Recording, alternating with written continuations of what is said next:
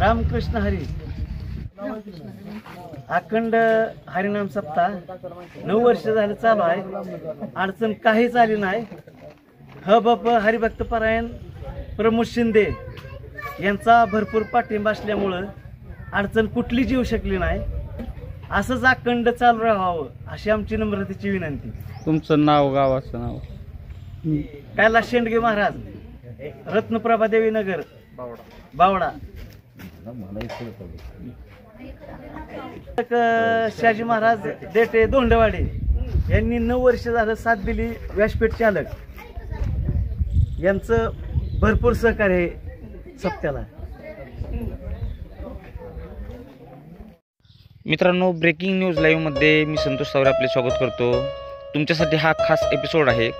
अखंड हरिनाम सप्ताह गेली 9 वर्षापासून चालू आहे. आपण पाहतो सर्रासपणे सप्ताह हा मोठ्या स्वरूपात प्रत्येक गावागावात असतो आणि तोही संपूर्ण गावाच्या लोकवर्गणीतून केला जातो.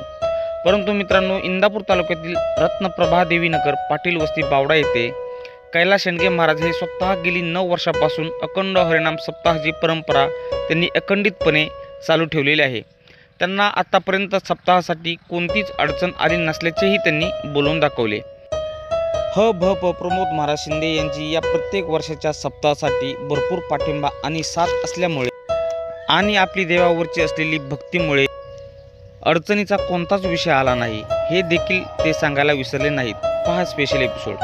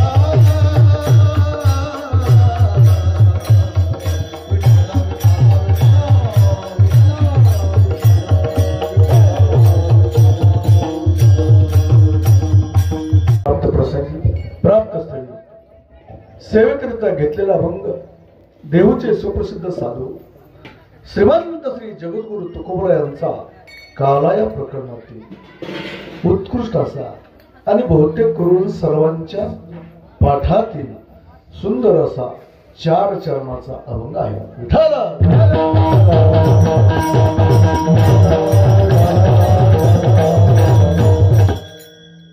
श्रीमंत तुकोबराय या अभंगामध्ये काय बोलतात? उपजवणी यापुढती येऊ आणि काला खाऊ देवा. श्रीमंत तुकोबराय म्हणतात की आम्ही या मृत्यू लोकांमध्ये परत परत परत परत परत परत परत परत जन्म घेऊ. उपजवणी यापुढती येऊ, सतत सतत आम्ही या मृत्यू लोकावरती जन्माला येऊ. मग कशासाठी जन्माला येऊ आम्ही? दहीभात खाण्यासाठी नव्हे नव्हे, तेवढ्यासाठीच फक्त आम्ही ते येणार. दहीभात, मग दहीभात काय कुठं दुसरीकडे मिळत नाही का? पण तो दहीभात वेगळा आणि हा वेगळा, काला वेगळा आणि कालवा काल वेगळा. काला हा कालाच, त्याला दुसरा शब्दच नाही. म्हणून या मृत्यूलोकावरती आम्ही परत परत जन्माला येऊ फक्त दहीभाताचा काला खाण्यासाठी. बरं इथे येण्यामागचं प्रयोजन काय? दुसरीकडे तो काला नाही का? ज्या ठिकाणी तुकोबाराय आहेत त्या ठिकाणी काला नाही का? नाही. त्याचं उत्तर अभंगाच्या दुसऱ्या चरणामध्ये. वैकुंठी तो ऐसे नाही कवळ काही काल्याचे. ज्या ठिकाणी आम्ही मुक्कामाला आहोत ते ठिकाण म्हणजे वैकुंठ. आम्ही वैकुंठवासी. कुठं राहतो आम्ही? वैकुंठात. आम्ही वैकुंठवासी आलो याची कारण म्हणजे आमचं ठिकाण कुठे? वैकुंठात आहे. पण त्या ठिकाणी काला नाही. वैकुंठी तो ऐसे नाही कवळ काही काल्याचे. पण तो काला तुम्हाला मिळाला मग तुम्ही असं वागणार का? आपलं ते आपलं, लोकांचं ते आपलं. म्हणजे आजची परिस्थिती अशीच आहे ना. माझं बी माझच आणि दुसऱ्याचं बी माझच. हा, एसटी मध्ये चढत असताना गर्दी जर लय असली तर आपण वरती चढतो. आपण एका जागेवर बसतो आणि शेजारचं बी सीट धरतो. माझं बी माझं, दुसरं येऊन बसायचं ती सुद्धा माझच. म्हणजे तुम्हाला जो काला मिळाला तुम्ही एकटाच खाणार आणि एकटाच खाणार. असं म्हटले का तुकोबाराय? नाही म्हटले ना. मग काय म्हटले तुकोबाराय? एकमेका देवमुखी. आम्ही जो काला आम्हाला मिळणार आहे तो आम्ही एकमेकाला देणार आहे. काळकुटे महाराजांची भेट झाली त्यांना बी देणार, दोडके महाराजांची भेट झाली त्यांना बी देणार आणि मी बी खाणार. एकमेका देवमुखी आणि सुखे घालून. पण ते काला करायचा कुठं करायचा? रानोमा त्याच्यासाठी ठिकाण सांगितलं. तुका म्हणे वाळवंट. हा, वाळवंटामध्ये काला करायचा. इथं वाळवंट कोणता अभिप्रेत आहे? ते यमुनेचं. परंतु आपल्याला इंद्रायणीमध्ये केला तरी चालतोय, पंढरपूरला जाऊन चंद्रभागेमध्ये केला तरी चालतोय. काला हा वाळवंटात करायचा. वाळवंटात करण्याचा मागचा उद्देश काय?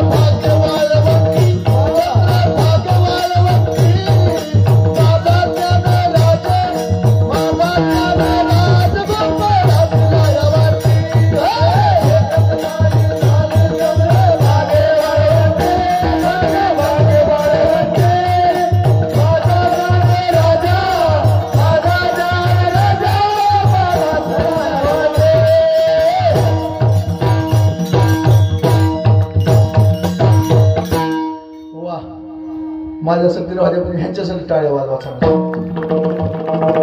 बिचाराचा काम निघालाय बघा तुम्ही. काम कुठनं निघाला? इकडून काम पाठीमागं माकड हाडात बाहेर जातो. हो, लोकांना वाटतं हे सोपं आहे ना काय. दिवसभर खायचं रातभर बोलायचं अशी म्हणणारे लय लोक. पाऊस सोपं नाही होई. अटॅक तू अटॅक जाऊ दे, परत नंतर बोलतो, आताच नको बोला. हे पप्पाच्या गाव जाऊन फक्त तुम्ही काय म्हणा, महाराज आज जेव्हा येतात आमच्या घरी, ते म्हणणार होय. आणि फक्त म्हणायचं भात आमटे हाताने काढून खा. नगर नका जेवायच बोलू नका. का? मला भात आमटे खाताना फक्त चमचा द्या. का होत तसं? बोट फुटल्यात ना त्यांची. भात आमटे हाताने काढून काय खायची ताकद आहे त्यांची. सोपं काय पकवाज वाजवणं? हा, दिवसभर राहण्यात काम करा तरी चालेल, पण अर्धा तास पकवाज वाजव काय होतं महाराज? खरं सांगा बरं. गाड शांत झोपी ती नाही संध्याकाळची. बरं जाऊ दे आता. हे माझ्या पद्धतीचं काय मी बोलत नाही. जे की मोठेपर्यंत येत ना कठीण. हा, तुम्ही आता एखाद्या मंदिरात जाता, मंदिरामध्ये जाता आणि तिथे गेल्यानंतर तुम्ही काय म्हणता? वा काय छान मूर्ती. अरे अरे अरे काय छान मूर्ती. काय घडवली असं. काय हो दत्ताची मूर्ती, काय पांडुरंगाची मूर्ती, इतकी भारी मूर्ती ना. असं वाटतं बघतच बसावं, बघतच बसावं. पण तुम्हाला माहिती का त्या दगडाने किती टाकीचे गाव सोसले त्यावेळेस त्याला देव पण आलं. त्याला किती टाकीचं गाव सोसावं लागलं असतं त्यावेळेस त्याला देव पण येतं. आता इथं महाराज म्हणले पण किती उंच म्हणले. मग एवढं उंच जायचं म्हणलं गेले होते इथपर्यंत म्हणावं लागतं. एवढं सोपं नाही. म्हणून मी माझ्या पदरचं काहीच सांगणार नाही. तर मी सांगतो त्यांनी प्रमाण दिलं. एकच टाळी झाली चंद्रभागे वारंटी, पण माझा ज्ञानराज माऊली प्रसाद वाटतो. म्हणजे संत हे काल 3 पिढ्या देवाची भक्ती केली होती, 3 पिढ्या. आणि मग भगवान परमात्म्याला सांगितलं मी जन्म देतो, चला. वसुदेव देवकीच्या पोटी जन्म घेतला होता, बरोबर आहे का नाही? आणि एकच काय मला दोन्हीकडं, वसुदेव देवकीकडं नंद यशोदेकडं. मग असं का बरं? त्याचं कारण होतं, चला पाठीमागचा भाग सगळा सांगत बसत नाही तुम्हाला. पण बरोबर भगवान परमात्म्याचा जन्म झाला. कधी झाला? दिवसा 12 वाजता. हाय सावधेत लोक. प्रभू रामचंद्राचा जन्म कधी झाला? दिवसा 12 वाजता होय. बर बर बर. आणि भगवान श्रीकृष्णाचा संध्याकाळी रात्री 12 वाजता. आणि त्यांचा जन्म झाल्यावर कोणतरी थांबलं होतं. कोण थांबलं होतं ते काय माहित. वा वा वा वा वा, छान. असे श्रोते असावेत. असे 2 प्रहर काग सखे सूर्य तांबला,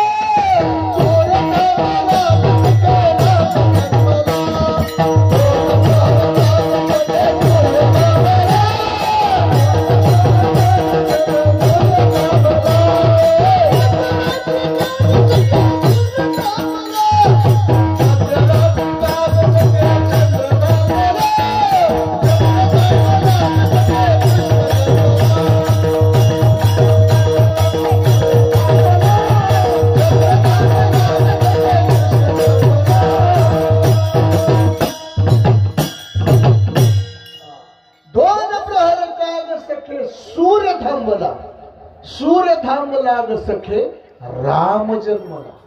आणि मध्यरात्री का ग सखे चंद्र थांबला, चंद्र थांबला ग सखे कृष्ण जन्मला, कान्हा जन्मला. आणि भगवान परमात्म्याचा जन्म झाला आणि चांगली 5-25 वर्षाची मूर्ती उभं राहिली. बरोबर आहे का?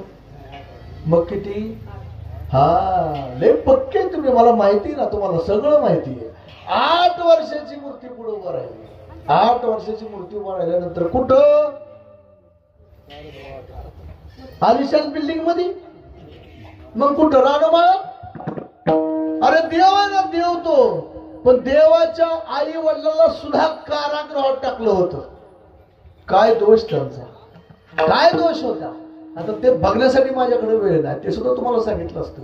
आपल्याला छोट्या छोट्या छोट्या छोट्या दुःखामुळे आपण दावं घेतो, औषधाची बाटली घेतो, 10-5 मजली बिल्डिंगच्या वरून उडी मारतो, एखाद्या विहिरीत जाऊन उडी मारतो. का?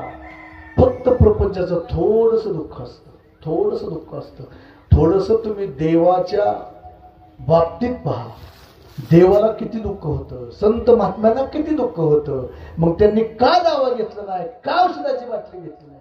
बाबांनो, जो आयुष्यामध्ये लिहिलेलं तुमच्या आहे ते कधीच चुकणार नाही, कधी चुकणार. भोग तो न घडे संचिता वाचनी, करावे ते मनी समाधान. आमच्या तुकोबराच्या आयुष्यामध्ये किती दुःख आली. आता बीज झाली गेल्या द्वितीयेला, फाल्गुनमध्ये द्वितीयेला. ते तुम्ही कीर्तन ऐकलं असेल. तुकोबराच्या आयुष्यामध्ये किती दुःख. 2-3 वर्षामध्ये त्यांचे सगळे अपतेष्ट गेले. वडील गेले, आई गेली, बाहू गेला सोडून निघून, पत्नी गेली, भावजाई गेली, मुलगा गेला आणि माता मेली. मज देखत इतकं दुःख झालं. तुकोबराने हे केलं नाही केलं. माऊलींच्या बाबतीत पहा.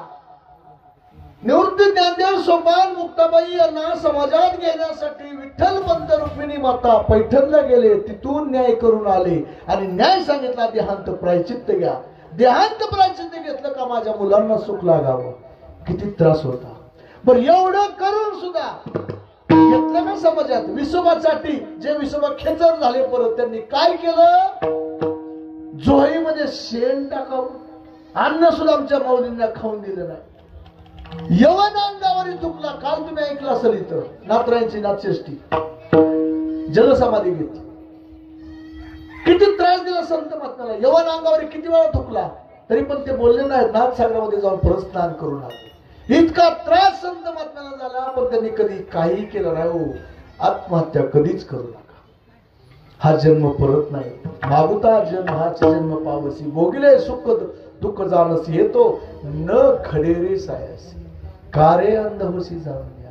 बाबांनो, हा जन्म परत मिळेल याची गॅरंटी का नाही? परत मिळणार नाही. एक मिळाला ना एकदा, 184 योनीमध्ये फिरायचे आपल्याला, आणि त्याच्यामध्ये तुमचं काहीच कल्याण होणार नाही. बाकीच्या योनीमध्ये नाही होणार, कारण तिथं फक्त एकच गोष्ट अशी की ती गोष्ट नाही, ती म्हणजे ज्ञान. याची देहीकडे देवाचे भजन आणि कहे आणि कहे ज्ञान नाही कोठे. आहार निद्रा भय मैथून सर्व योनिसी सम समान मनुष्य देहीचे ज्ञान अधिक जाण सर्वता. म्हणून त्या गोष्टीकडे तुम्ही जाऊ नका. बाबांनो, दुःख देवाला सुद्धा होतं, नवे नवे संताला सुद्धा होतं, पण ते कधीही याच्यामध्ये गुरफटले नाहीत आणि या गोष्टी केल्या नाहीत. म्हणून आमच्या भगवान परमात्म्याचा जन्म झाला कारागृहामध्ये. 8 वर्षाची मूर्ती पुढे उभा राहिली आणि त्यावेळेस बघा, अयोनी संभव नोहे काही श्रीमी नाम याचा स्वामी प्रगटला. आणि प्रगट झाल्यानंतर आमच्या देवकी मातांनी पाहिलं आणि सांगितलं, अरे एवढी मोठी मूर्ती कुठे जन्माला येते? जन्माला येणारं बाळ किती असतं? छोटं असतं ना, तू बारका हो. अरे पण तुला धोका आहे. आणि त्यावेळेस आमच्या भगवान परमात्म्याने सांगितलं, कुणाला? आपल्या पित्याला. उपजले गोकुळाला, आणि तिथं काय करा? माया उपजली तेथे ठेवी, म्हणजे मला ठेवा आणि मायेला घेऊन या. आणि लहान झाला, आणि लहान झाला की आमच्या देवकी मातेने टाव फुलला. सोडा सोडा मिठी लपवा लपवा जग जेठी. का झाली कंसाशी कळेल माझ्या बाळाशी मारील. आणि मग आता जायचंय तर ठरलं, पण नेताना काय झालं होतं? कसं न्यायचं? दाराला सगळी कड्या कुलप. मग आता काय? चला प्रयत्न करूया. टोपली घेतली आणि टोपलीत भगवान परमात्म्याला बसवलं आणि डोक्यावरती घेतलं. देवाला डोक्यावरती घेतलं आणि आमचे तुकबरे सगळ्या गावात फिरायला लागले. देवाला डोक्यावर घेतलं आणि सांगितलं, देव घ्या कोणी, देव घ्या कोणी, ऐकायला घर पुसणी. काय उत्तर दिलं हो तुम्ही? देव न लगे साठवणीचे रुतले जागे. महाराज, आमच्या घरात जागा नाही. कोणाला जागा नाही? देवालाच आमच्या घरात जागा नाही. अरे बाबांनो, ज्या घरात तुम्हाला राहण्याची परवानगी ज्याने दिली त्याला तुम्ही जागा नाही म्हणताय, आणि तुम्हाला जर घरातनं बाहेर काढलं तर किती देवाला जागा होईल? पण तरी सुद्धा आम्ही उत्तर दिलं, देव न लगे आमच्या घरात जागा नाही. पण ज्या वेळेस आमच्या वसुदेवाने भगवान परमात्म्याला टोपलीत घेतलं, डोक्यावर घेतलं आणि बाहेर दाराकडे बघितलं, आणि काय केलं? उचलेला कमळा पती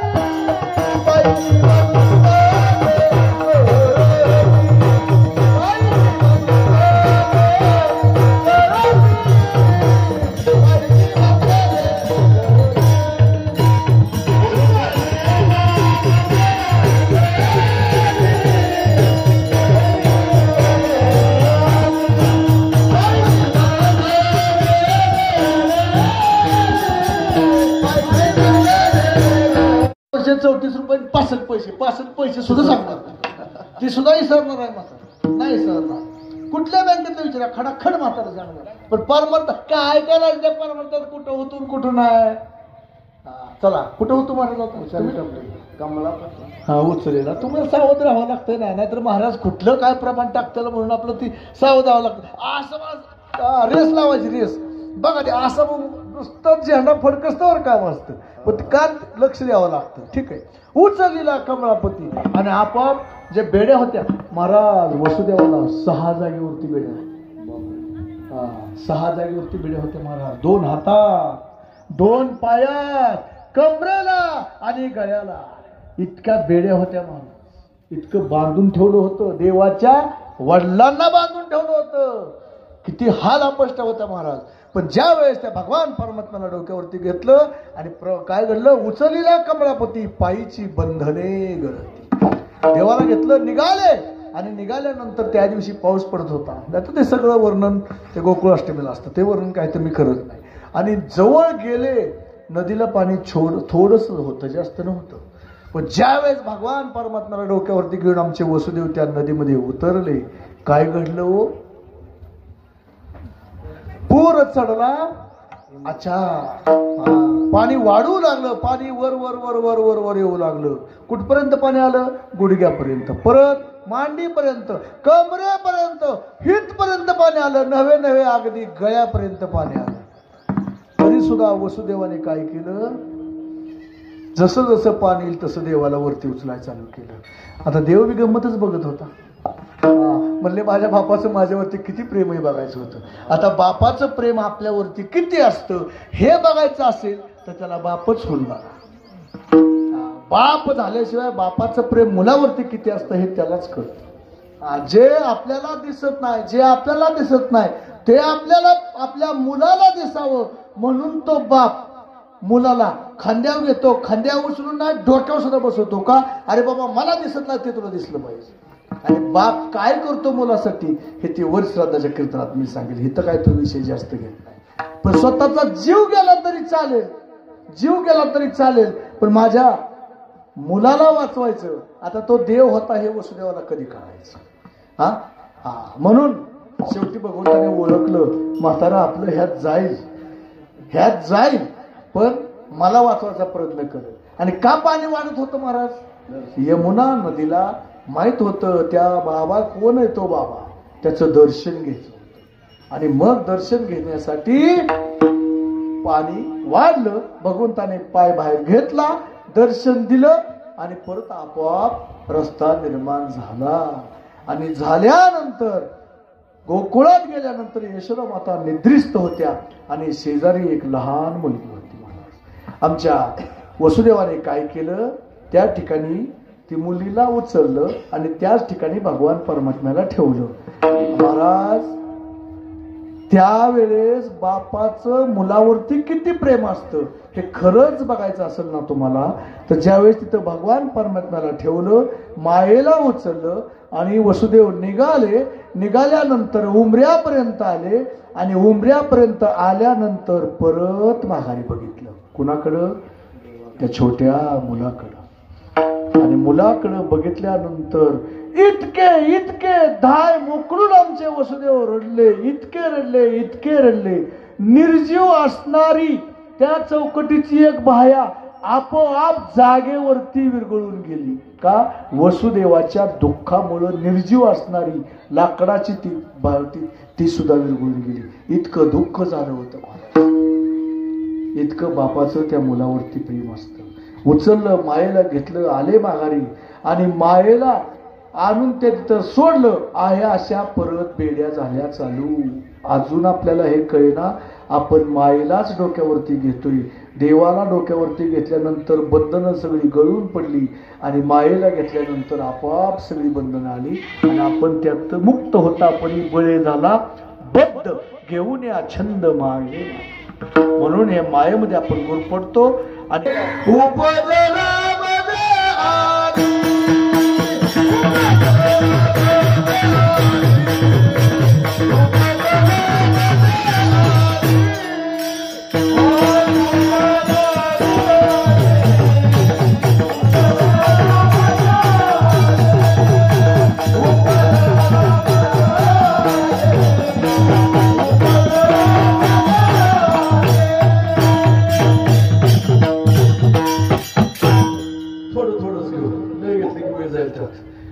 मायाने हलकल्लोळ केला. अरे काय मला मारतोय? तुझं लागी वधी उपजला मन आधी, उपजला वैरी त्यासी तुरे मारे.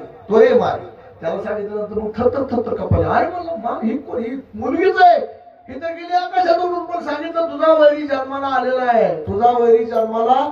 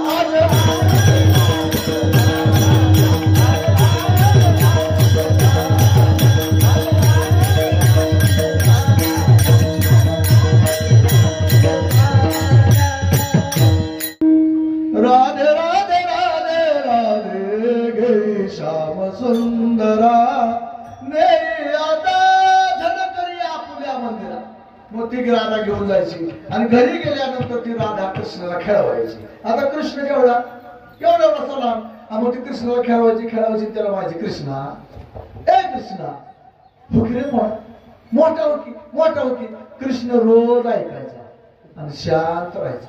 का त्या राधेचा पती अनन्या कामाला गेलेला असायचा बाहेर आणि एक दिवस काय झालं कोणास तो कृष्ण म्हणला खरंच एकदा मोठा होतोच म्हणला आज मी झाला की कृष्ण मोठा झाल्यानंतर राधेला खूप आनंद झाला मग दोघं गप्पा मारतात आणि तेवढ्यात अनन्या आला. आता अनन्या आला पती आला आणि दार वाजवलं. आता कसं दार वाजवलं असं काय वाजवलं ए राधे असं वाजवलं कधी घरी गेलं. आता आम्ही कीर्तन गेलो का नाही की मग जागी का जागे आहात का असं विचारायचं असतं. जर मोठ्याने मारला का नाही काय सांगते महाराज खरं आहे का खोटं तो आधी खरं म्हणतात आज तर शेवटचं ठेवून म्हणणार कारण ते हिंदा येतं ना दुसरीकडे म्हणलं असतं नाही आपण नाही देत तुम्ही अजिबात म्हणाल नाही मी असं ऐकलं देत नाही का तुम्ही कसंही बघा खरं बायकोच असतं. सांगतो तुम्हाला एकदा असंच झालं महाराज माझं देतो उदाहरण तुमचं कसं माझ्या देतो आमच्या पत्नीच आहे आमच्या सावरी ते माहिती आहे त्या कीर्तन करतात त्यांना माहिती आहे. एकदा आपण दोघं बसलो होतो मला विचारलं सहज लाडात होय वर म्हणलं काय म्हणजे तुम्हाला झाडा चढायचं का आता मला सांगा असली डिग्री नाही आता कसं झाडा चढायचं मी बाबा आपल्याला काय झाडा चढायचं नाही काय म्हणजे तुमच्या काय माकडं तुमच्यापेक्षा बरी का त्या माकडाला झाडावर चढायचं बरं म्हटलं मग मला बी राग आला की 5-4 महिने व्यायाम केला मी सुद्धा व्यायाम नाही केला शरीर अगदी बारीक बनवलं आणि 15-3 आठवड्यात तुम्हाला सांगतो झाडावर चढायला शिकलो. खाना त्या खारुटीकडे झाडावर जायचं वरण खाली परत गेलो घरी हे मला इकडे आता दम दिला का आता आपल्याला झाडावर चढायचं म्हणलं आता दम द्यायचा. मग म्हणलं काय झालं मी म्हणलं झाडावर चढतो उतारतो म्हणजे झाडावर चढायचं उतरायचं आणि काय फरक आहे तुमच्या तर माकडात काय फरक आहे म्हणजे यामध्ये झाडावर चढायचं नाही म्हणल्यावर काय तुमच्यापेक्षा माकड आणि मी म्हणलं झाडा तुमच्या तर माकडात काय फरक आहे लय अवघड आहे महाराज कसं एकदा काय झालं असं झालं मला पाकिट जास्त दिलं जास्त पाकिट दिलं मला इतका आनंद झाला असा तुम्हाला सांगतो मी डायरेक्ट इथं मला दुकानात गेलो असा 3000 रुपये शर्ट घातला. आता आपल्या म्हणलं पुढच्या कीर्तन हा शर्ट घालून जायचा 3000 रुपये शर्ट आपण तर काय कमी म्हणलं आणि घरी गेलो बायको म्हणलं शर्ट आणला. मग आता खरं सांगून उपयोग नाही ना तुम्ही कसं मला बायकोच खरं असतंय की मला आता ऐकावं लागतं. 3000 रुपये शर्ट घातला बायको म्हणलं बघ कसं काय शर्ट आहे म्हणजे केवढ्याचा म्हणलं 500 रुपयाचा. आता 3000 म्हणलं अवघड झालं असतं म्हणलं 500 रुपयाचा बायको चटचणी घरात गेली अशी 500ची नोट आणली. मी म्हणलं आता काय करायचं ही म्हणली 500 तुम्हाला ठेवा का हा शर्ट म्हणजे माझ्या भावाला नाही चांगला दिसत काय मला सांग आपलं काय चाललं का नाही चाललं तुम्ही कसा जरी मागला तरी बायको स्वतःच खरं करणार. मग पुढच्या वेळेस 1 महिना जाऊन दिल्यानंतर असंच केलं महाराज. आता म्हणलं बहिणीला आपण साडी चांगली आणायची मग गेलो बाजारात तुम्हाला सांगतो 2000ची साडी बहिणीला आणली आणि घरी गेल्या म्हणलं हे 300 रुपयाची साडी आणली म्हणलं ही बहिणीला त्याला जाणार म्हणजे 2-3 दिवसात बाधा होणार आहे. बायकोनी काय केलं साडी बघितली. आता बायकांना साड्याच्या किमती लगेच कळतात. मी मस्त सांगितलं बाई 3000ची आहे पण ते 300 रुपये सांगितलं. बायको घरात गेली कपाटात 10 वाजवलं कपाटात दुसरी एक साडी आणली. म्हणजे ही साडी 2000ची नाही 3000ची ही तुमच्या बहिणीला द्या, ही मला ठेवा. म्हणून महाराज आपलं काही चालत नाही. कुठं होतो आपण मग, कुठं होतो महाराज आपण मग? हो कृष्ण मोठा वा हे सावध आहेत बघा, हे सावध आहेत महाराज. अनन्य मोठा झाला म्हणजे अनन्य आला, कृष्ण मोठा झाला आणि आल्यानंतर मग आमच्या राधा म्हणू लागल्या, देवा आता बारकाव की माझा नवरा आलाय, आता बारकाव की माझा नवरा आलाय. देव काय म्हणला, मला फक्त मोठं व्हायला येतं, बारका व्हायला येत नाही. झाला का नाही बोल जाऊया. होई भक्ती केला तैसा पूर्वी धरावी ती इच्छा. झाला महाराज लहान. असं करत करत करत आणि नंतर महाराज आमचा कृष्ण हळूहळू रांगायला लागला. आता रांगताना कसं रांगत होता,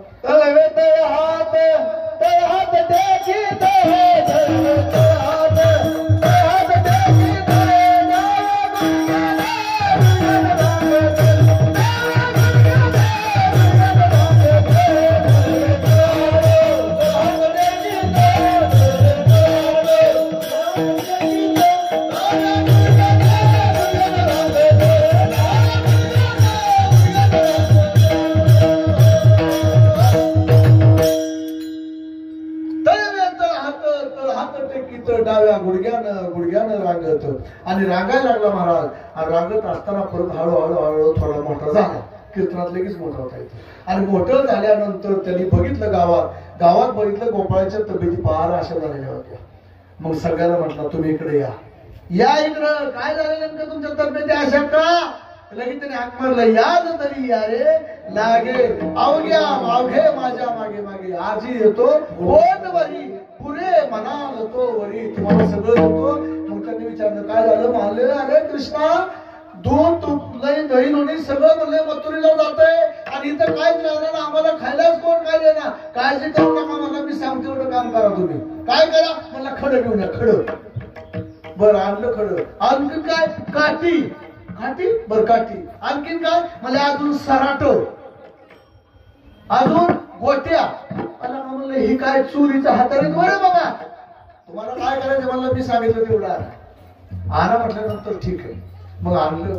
मग ते आता कशा कशाचं काय काय आणलं? सराटा आणायला सांगितलं. सराटा का आणायला सांगितलं होता? सराटा कसा बी टाका. एक असे बरेच सराटे महाराज, तुम्ही किती बी त्यांना गोळा त्यांचा शेडक्या महाराज एक काटा वर राहा म्हणून सराटा. तुळा सांगितली बारीक बारीक धूळ का? समजा गवळण सराटे टाकून चप्पलच घालून आली तर मग म्हणले डोळ्यात धूळ टाकायची. अरे बाबा म्हणले काठी कशाला? काठी म्हणले ते वर जर टांगलेलं असलं ना मडकते तर त्याच्यामध्ये दही तूप लोणी असतं ना, ते वळकायचं कसं? तर म्हणजे आपल्याला खडं घातलेलं पाहिजे. मग खडं आणायचं. खडं आणि खडं आणलं की ती टांग वाजलं त्यात काय नाही म्हणून समजायचं. आणि डब वाजलं किंवा हा असं वाजलं त्यात काहीतरी आहे. बर मग आता ही काठी कशाला? म्हणले काठीने ती फोडायचं आणि खायचं. मग अशा चोऱ्या चालू केल्या. रोज चोऱ्या. एक दिवस एक गवळ म्हणली थांबा ह्याला आज म्हणले मी खांबाला बांधून ठेवते. लगेच गेला की पेण्याला सांगितलं कृष्णाने, पेण्या ह्या म्हातारीच्या घराचा नंबर लिहून घे, आपल्याला सध्या काय ह्या म्हातारीकडे जायचं. गेला म्हातारीकडे. महाराज म्हातारी काय केलं?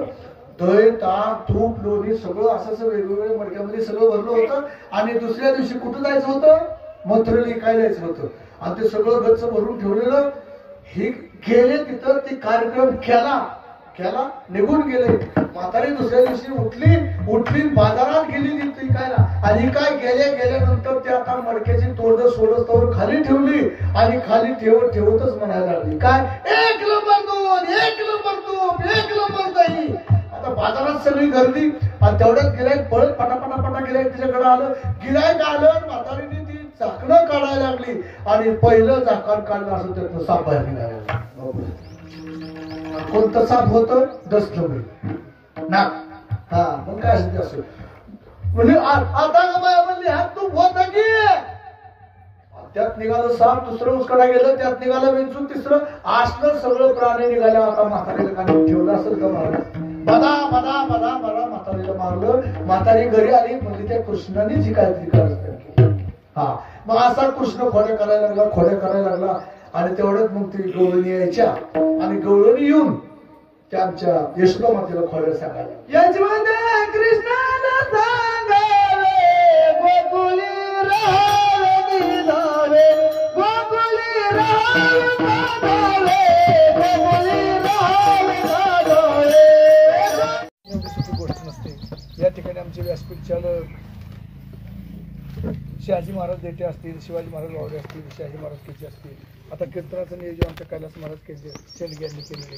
आता खरंच सांगतो बघा तुम्हाला, मी अंतकरणापासून सांगतो महाराज, आज मी या ठिकाणी उभा आहे त्याचं श्रेय त्यांना देणार नाही, पण जिवंत आहे याचं श्रेय मला त्यांना द्यावं लागेल. मी जिवंत आहे. 22/2/22 असेच शेंडगे महाराज आम्ही कीर्तनाला गेलो होतो महाराज, कुठं सदाशिवनगरला, आणि असंच ते गायनाला उभं राहिले होते बरोबर आहे.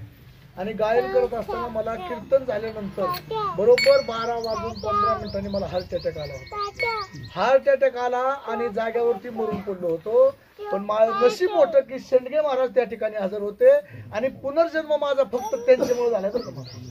आज मी तुम्हाला जिवंत दिसतोय ना, ते फक्त शेंडगे महाराजांमुळे जिवंत दिसतोय.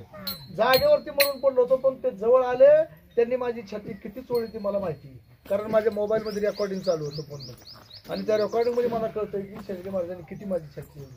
आणि ती छाती चोळल्यामुळे मी सावध झालो आणि परिणामच्या मिसेस दवाखान्यात होत्या, परत दवाखान्यात गेलो आणि ते पुनर्जन्म झाला. म्हणून माझ्यावरती खरंच सांगतो शेंडगे महाराजचे खूप उपकार आहे, आणि त्यांच्या उपकारामुळे आज मी कीर्तन सेवा करतोय, तेव्हा प्रवचन करतोय, कीर्तन करतोय, आणि माझ्या आयुष्यामध्ये माझं पुण्य वाढतंय. त्याचं श्रेय मी शेंडगे महाराजांना मी जाहीरपणे सांगतोय. खरंच त्यांचं माझ्यावरती खूप उपकार आहे, त्यामुळे त्यांना मी कधी विसरत नाही बरं का. आज कुठेही माझं कीर्तन असू द्या, काळकुटे महाराज, तरी माझा पहिला फोन शेंडगे महाराजांना असतो, कुठेही असू द्या. त्यांना वेळ नसेल तर नावी लागली, पण आज या ठिकाणी ते सप्ताह करतात. खूप आनंद आहे महाराज. खरंच आज एक 10-5 लग्न सुद्धा पार पाडणं सोपं ठरवलं. एक वेळ 4-2 एकर जमीन घेणं सुद्धा सोपं आहे, पण सप्ताह करणं एवढं सोपं नाही बरं. जमीन घ्यायला गेलं तर 4-2 मासाला हाताळत जमतंय, लग्न सुद्धा तसं आहे, पण सप्ताह करणं म्हणजे आज एवढे मोठे गायक असतात, वादक असतात, टाळकरी असतात, स्पीकरवाले असतात, तुम्ही आम्ही सगळे येणारे, ह्या सगळ्यांना त्यांना हाताळावं लागतं, सगळ्याच्या पुढं नतमस्तक व्हावं लागतं. तरी सुद्धा शेंडगे महाराजांनी मला सांगितलं की महाराज ही समाज सगळा येतोय ना, अतिशय प्रेमळ माणसं आहेत म्हणली सगळी. आज मनाने सगळी लोक येतील म्हणले, मी काय कोणाला 10 वेळा म्हणलं नाही की या म्हणून, कधीतरी एकदा सांगितलं असेल बाबा माझ्या सप्ताही या, तरी एवढा समाज येतोय महाराज. भरपूर त्यांच्यावरती प्रेम आहे सर्व लोकांचं, आणि का असणार नाही महाराज, त्यांच्या आयुष्यामध्ये ते पुण्याशिवाय काय करतच नाही. तो सतत कधी फोन करा त्यांना, रात्री 12 वाजता म्हणलं ना की उद्या महाराज असं 10 वाजता आपल्याला कीर्तनाला जायचे तरी येणार, एका दिवशी म्हणलं संध्याकाळी 9-11 तरी येणार. म्हणजे ते पुण्य भरपूर करतात. अगदी 9 वर्ष झाली या ठिकाणी अखंड हरिनाम सप्ताह चालू आहे. या कीर्तनाचं शूटिंग चालू आहे. आमचे अवसरीचे महाराज आहेत, महाराज शूटिंगवाले तावरे महाराज, त्यांनाही धन्यवाद द्यावे लागतील. आणि ही तुम्हाला कीर्तन जर परत बघायचं असलं तर जनता एक्सप्रेस न्यूज किंवा हब प्रमोद महाराज शिंदे एवढं सबस्क्राईब केलं की आजचं कीर्तन तुम्हाला परत 2 दिवसांनी पाहायला मिळणार आहे. म्हणून असणाऱ्या सर्व जणांना जरी माझ्याकडून काय चुकलं असेल तर तो माझा दोष आहे, आणि जे बरोबर असेल ते गुरुवारीच्या मुखातून ऐकलेलं तुमच्याकडे प्रतिपादित केलेलं आहे. चुकलं असेल तो माझा दोष इथंच सोडा, आणि जे बरोबर आहे तेवढंच घ्या, आणि आयुष्यामध्ये फक्त भगवंताचं नामस्मरण करा. तुमच्यावरती कोणतंही संकट येतात, संकट येणार, प्रत्येकाला संकट येत असतात, पण त्या संकटातून तरुण जायचं असेल तर भगवंताच्या नामाशिवाय पर्याय नाही. म्हणून झाली सेवा भगवंताच्या सेवेवर आपण करतो. आणि सगळीला स्वामी तुकाराम